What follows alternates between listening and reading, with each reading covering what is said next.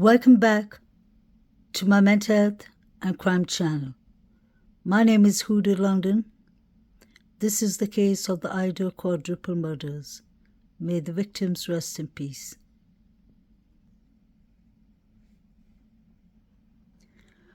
What does this statement here mean? DM stated she originally went to sleep in a bedroom on the southeast side of the second floor. DM stated she was awoken at approximately 4 a.m. by what she stated sounded stated she had woken up approximately 4 a.m. by what she stated sounded like congavs playing with a dog in one of the upstairs bedrooms, which were located on the third floor. A short time later, DM said she heard who she thought was Congav saying something to the effect of, "There's someone here."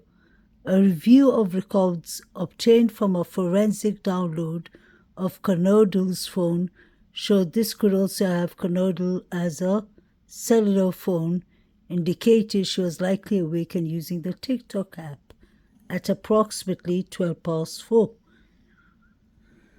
I don't believe any of this timeline personally, because I'm sticking to 3 to 4 a.m. That was the timeline for 49 days, and I believe everything was happening around that time. That's my personal belief. So DM stated she originally went to sleep in a bedroom on the southeast side of the second floor. So she slept on the second floor, but then she moved down to the first floor, and then she moved back to the second floor. Is that what they're trying to tell us? This doesn't make sense at all. I wonder what the relationship between the roommates were like. Was there any tension? Were they close friends? Were they just taking pictures together? Was someone in the inside allegedly involved somehow or some way, even without even knowing that they helped the suspect or suspects, or maybe being scared of them?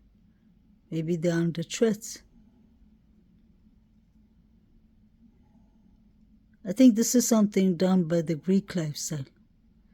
Kaylee was texting a lot in the grub truck. Or she may be texting Bethany or Dylan, telling them what time she's going to be home. Is that possible?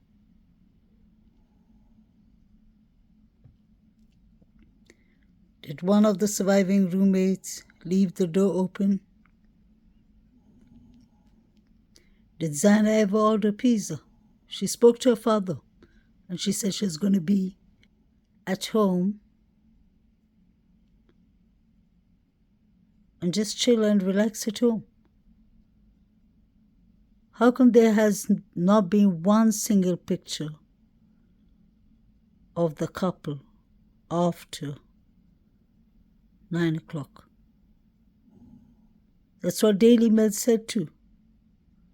There's no social media pictures. Something happened to Kaylee and Maddie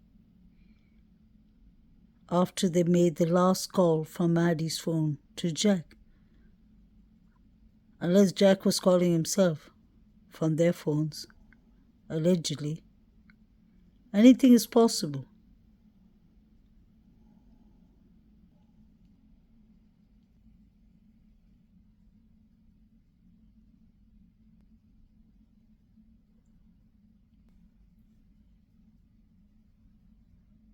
About this community. I've worked here for 27 years. I want this community to be the safest community around. So the mayor's called it a crime of passion. Is there any indication that that's true?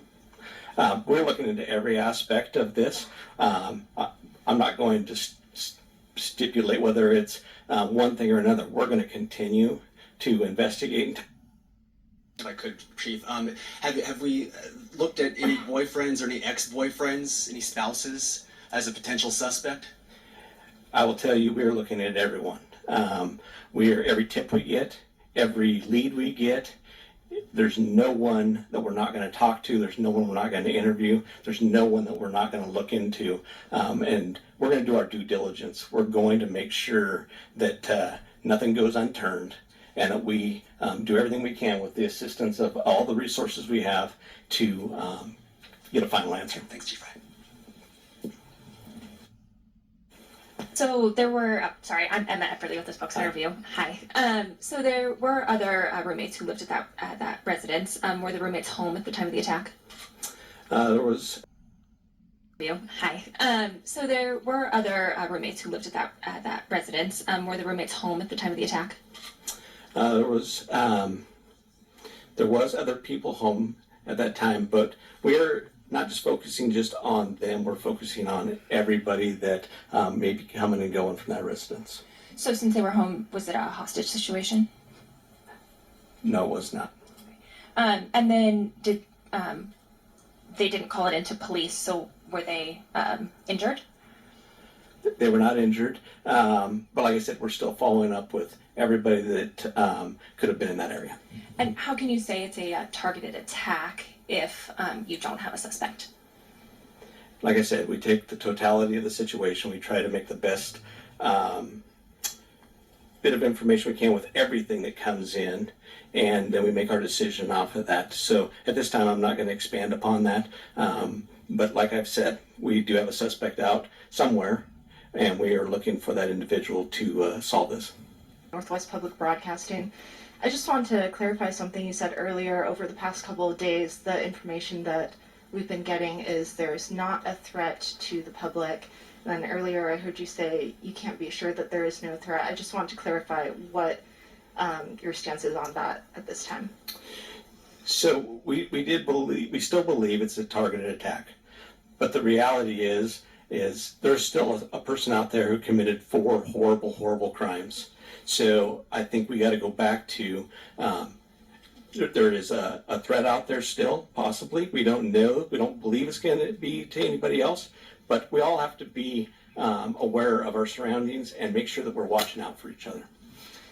Okay, and then one other follow-up. I know you said when the call came in, it was for an unconscious person, and also that was a stabbing. It seems, just from an outside perspective looking in, like that would be not the first thing a person calling in would think. You're right. But the report that we got was that it was an unconscious individual. It wasn't until our officers arrived on scene, went in to do caregiving check on the individual who was unconscious, that we found the scene that we found. Okay, thank you. Yeah. Hi, Heather Roberts with ABC News. Just to follow up on what she asked, so the other 2 roommates were there at the time of the attack?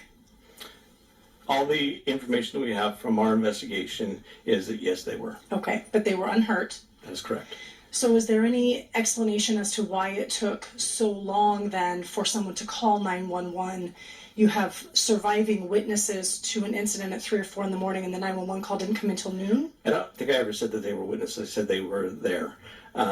So, we don't know why that call came in at noon and not in the middle of the night. Would have we loved for that to have happened? Yes, but that's not how it took place. So that's why we're investigating everything still, to try to pull all the pieces together. Were they one of the people, were they the 911 caller? At this point in time, I'm not going to divulge who our 911 caller is, just because I want to keep the integrity of the investigation at this point, okay? Okay, and last question, are you able to tell whether the same weapon was used on all 4 victims? That's why we're having the autopsies done. The autopsy will confirm that and hopefully collect some evidence for us, even from those. That's why you do the autopsies, is to try to be thorough and try to gather more. So we'll leave that would probably be something that would come out later. Okay. I just want to clarify something you said earlier. Over the past couple of days, the information that we've been getting is there's not a threat to the public. And then earlier I heard you say you can't be sure that there is no threat. I just want to clarify what your stance is on that at this time. So we still believe it's a targeted attack. But the reality is there's still a person out there who committed 4 horrible, horrible crimes. So I think we got to go back to there is a threat out there still, possibly. We don't know. We don't believe it's going to be to anybody else. But we all have to be aware of our surroundings and make sure that we're watching out for each other. The chief wasn't clear about if there was a target or not, or if it was safe or not. But they kept on saying it was a targeted attack. And I've heard from other reporters in Fox News and other mainstream news in the beginning of this case that the crime scene was really terrible.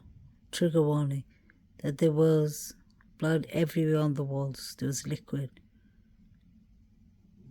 So did they see signs that led them to believe that it was targeted? Example, someone left a note or wrote something on the wall.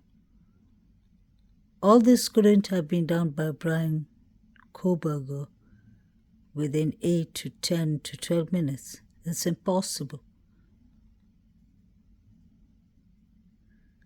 You heard the chief clearly saying to ABC News that I did not say that the victims, the surviving roommates, are witness. They were just there. What does that mean? Just there hanging around? Why didn't they call? 8 to 9 hours they did not call 911. But many other people on campus knew it. So what was actually going on? They summoned friends to the house.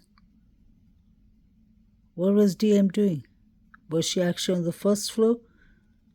Or was she on the second floor and she moved down to the first floor and then moved back again?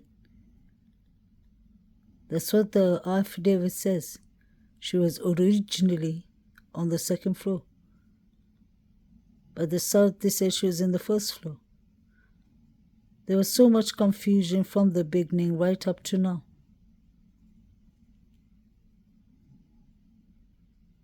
So the surviving roommates are now witness. They were just there. When did they become a witness? When did DM become a witness? Maybe she wasn't even home when it happened. That's why she's partying.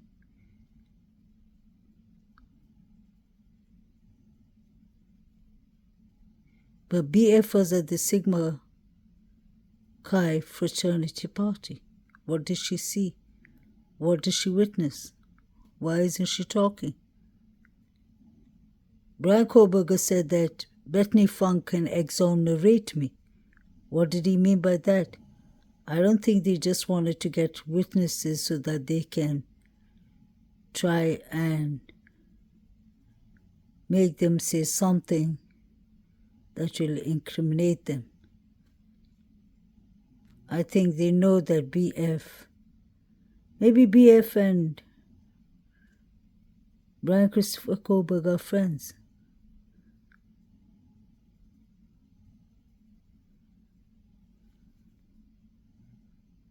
Maybe Brian was partying in that house or buying something from that house. Allegedly. I don't mean by the victims, but the people who are around the house. There were too many Sigma Chi boys like Hunter who were there often.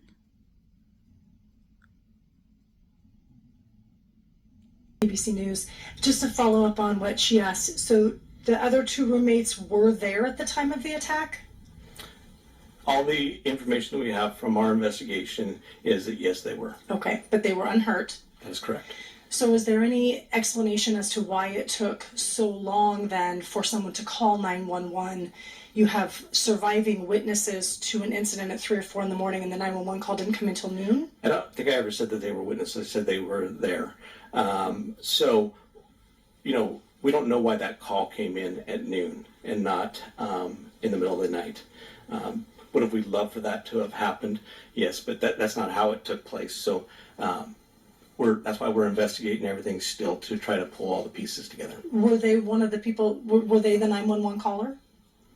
At this point in time, I'm not going to divulge who our 911 caller is, just because I want to keep the integrity of the investigation at this point, okay? Okay. And last question, are you able to tell whether the same weapon was used on all 4 victims? That's why we're having the autopsies done. The autopsy will confirm that and hopefully collect some evidence for us, even from those. That's why you do the autopsies, is to try to be thorough and try to gather more. So we'll leave that would probably be something that would come out later. Okay. I thought that there was stab wounds with a knife, a sharp object. I thought Eaton, his injuries was much different. It was a sharp object.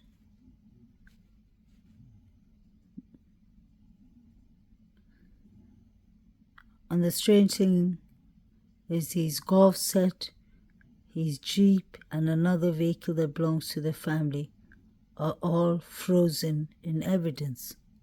So I wonder if the golf set was used. I think all they have to connect Brian Christopher Koberger to this case was the white car, the white Hyundai Elantra.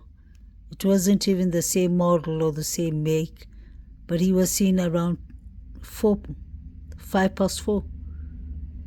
I'm not disagreeing to that, but I don't think the crimes happened at that time. It happened between 3 to 4 a.m. That was the first time we were given for 49 days till Brian was arrested. And I believe the other people who did it. Brian could have been involved. Not saying he's innocent either.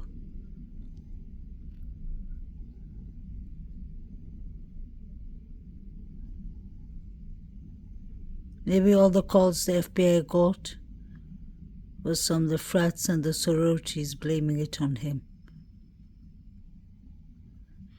And Brian didn't even have to touch the knife sheet to get his DNA there. He didn't even have to need to walk into that house or walk into Maddie's room. He could have touched someone who could have touched someone else, and the DNA could have come inside the house. Everyone is entitled to a fair trial, but I know the others that are walking who all are involved in this crime. And these students deserve justice, but they deserve the correct justice. The correct people have to pay for it. For the parties and the fun and the tenants over the years to make sure that they're eliminated from the samples that they may end up finding from the killer. Greg, let me get you in on this. Having worked on the Amanda Knox case, it's eerie. I know it's different, but again, it involved a stabbing. It was very mysterious. DNA played a huge role in it. There was a small town. The people there were very impatient to get results, and Amanda was wrongfully convicted. I'm wondering if you see any parallels or any concerns in the way this case is progressing.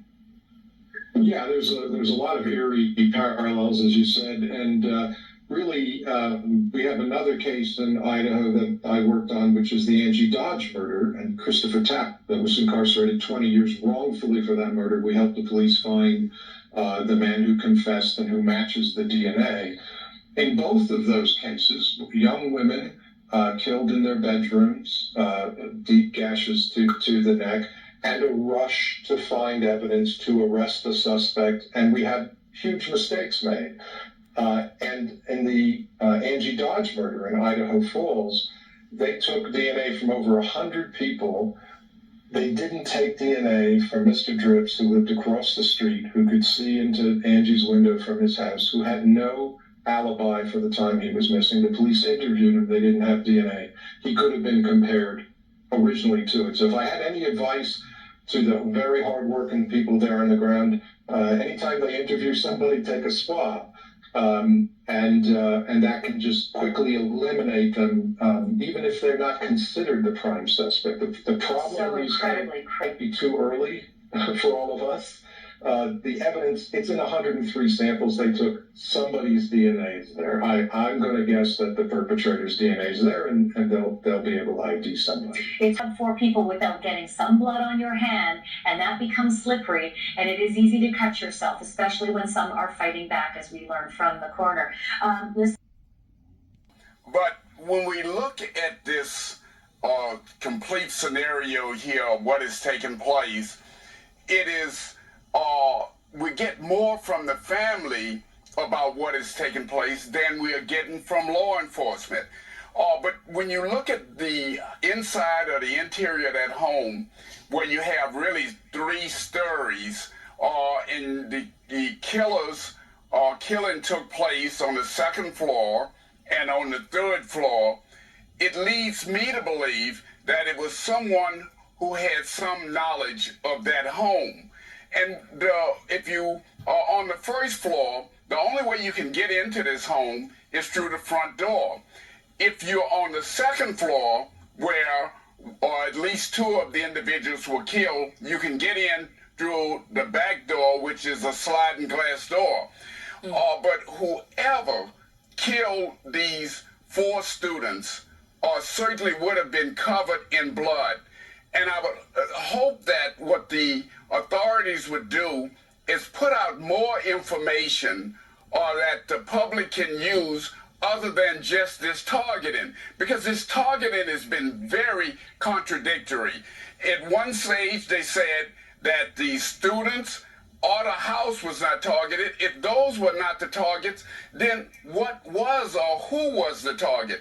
And so you got a frustrated community out there that have not been given enough information.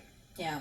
Is still on. It's displaying an error message. But then in some of the other pictures, there's not very much that looks like it's been knocked over or ransacked. Does that, in your mind, help to rule out any motives? Well, I don't think they can rule out anything at this stage, Jackie. I'm sure that law enforcement has taken a look at that computer. They've looked around each and every one of these rooms. As you know, this was and is a crime scene. And up until yesterday, the automobiles in front of this crime scene was left in place, frozen in time. Yeah. So they have done, meaning law enforcement, a deep scrub of those street theories to try to determine who is or was the killer. And so what they're now doing is through forensics. They are going back. They're looking at the test of the forensics. They know that this was at one time a party house. So they're now trying to do a process of elimination to try to find the killer. They're trying to also talk to anybody who knew any of these 4 students to find out if there were any beefs that anybody would have had against any one of these 4 students that would have led to this kind of a murder.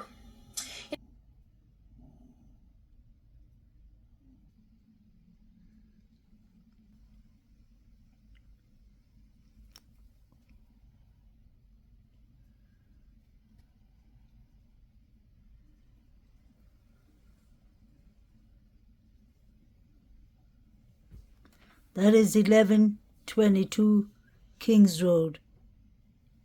See the car headlights flashing. And here are the boys. Here there's the headlights, and you see the boys on Banfield. That is when something was happening. It was exactly at 3 a.m. Remember, all the news was showing us and saying that was the time the crimes happened allegedly. Even according to the police, it was between 3 to 4 a.m. A lot was happening in the Banfield video, and I really believe something was happening in Taylor Avenue and Linda Lane.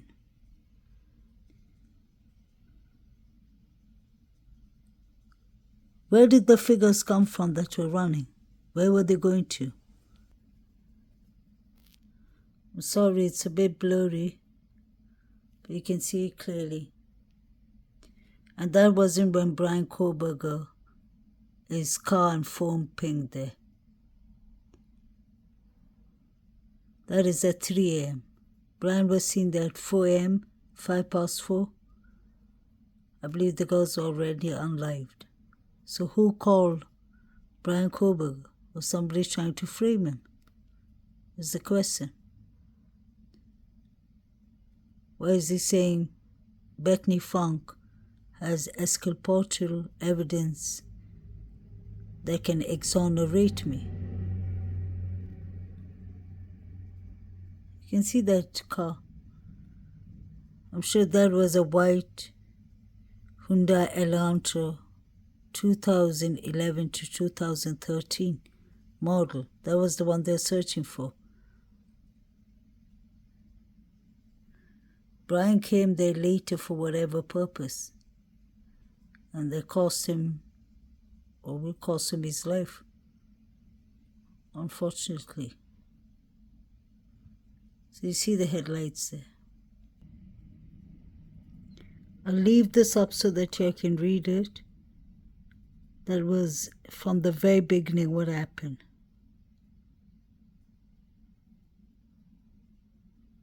But nobody saw Eaton and Zano. That's strange. They're saying from 145, but they're wrong. They don't even know where the couple were. Isn't that strange? Daily Mail said that the couple was seen at the party or the ball between 8 to 9. But after that, there's been no pictures on social media, no pictures on the couple at all. And we heard people calling out Zana's name. Here's the second page.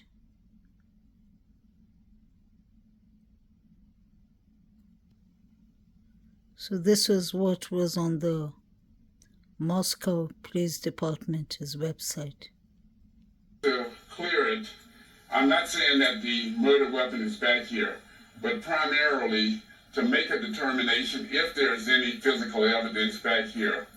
Malta, this was a very gruesome murder scene, according to the medical examiner. According to the medical examiner, there was actually blood on the walls. And I can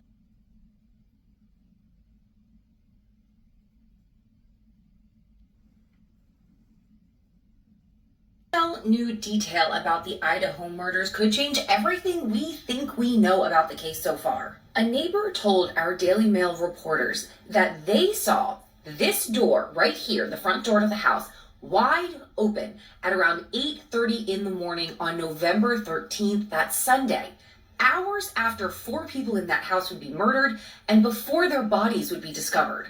The murders are suspected to have taken place between 3 and 4 a.m. That is an approximation, and as of right now, we don't have any other information to indicate how long this door might have been left ajar. And here's how this new detail could potentially change things. You'll remember that in the early days of the investigation, pretty much everyone was suspicious about why the 2 roommates downstairs on the first floor were alive and unharmed. Many people moved on from those suspicions when we learned that allegedly investigators believe the killer entered through this sliding glass door on the second floor or one of the nearby windows also on the second floor. The murders took place on the second floor and the third floor. The 2 surviving roommates lived on the first floor. So the theory there is, if the killer entered on the second floor and then went upstairs and then exited through the second floor, they would have had no need to go to that bottom floor. But if this front door right here on the first floor was used by the killer, either on their way in or on their way out, we are back at square one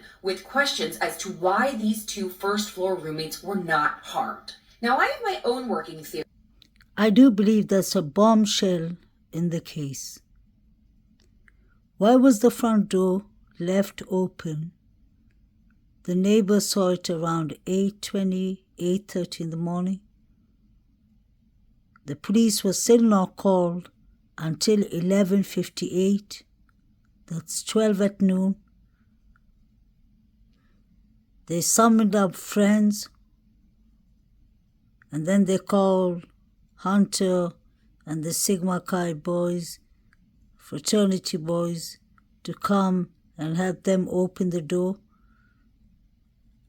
And then 911 was called from one of the surviving roommates' phone. So who used this front door and left it wide open at 8:30 in the morning?